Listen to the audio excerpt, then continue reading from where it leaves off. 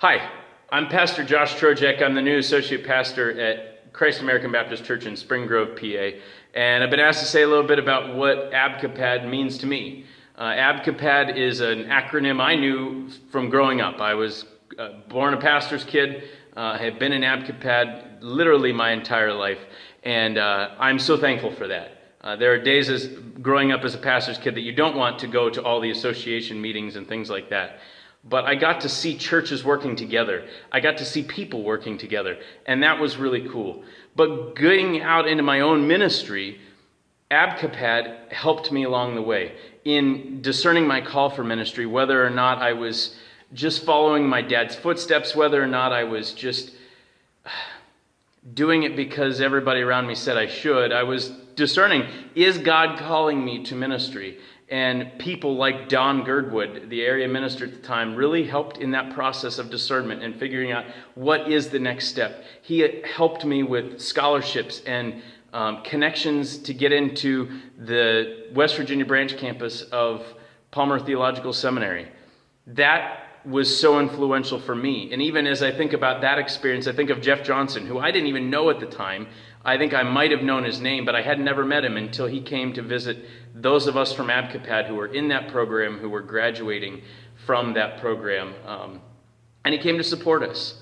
That support, that kind of connection, I think, is what I think about so often when I think of the ABCOPAD staff and the partners in ministry concept.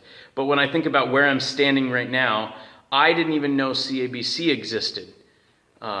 Mark Mazurzian Smith and the ABCOPAD staff were contacted on behalf of CABC to figure out what is the next step for us. They were looking for an associate pastor.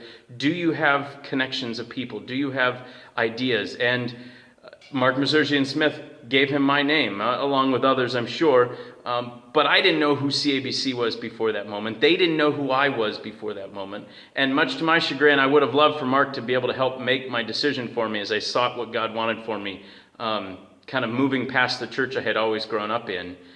I would have loved for Mark to make the decision, but Mark was very helpful in saying, I don't want it to be what Mark Mazurzian Smith wants. I want it to be what God wants for you. And I'm thankful for that. I'm thankful for the helpful advice, but the chance to say, look, you still got to seek God's will in this. And so I'm here today because of the connections made through the ABCOPAD staff and the ABCOPAD partners in ministry.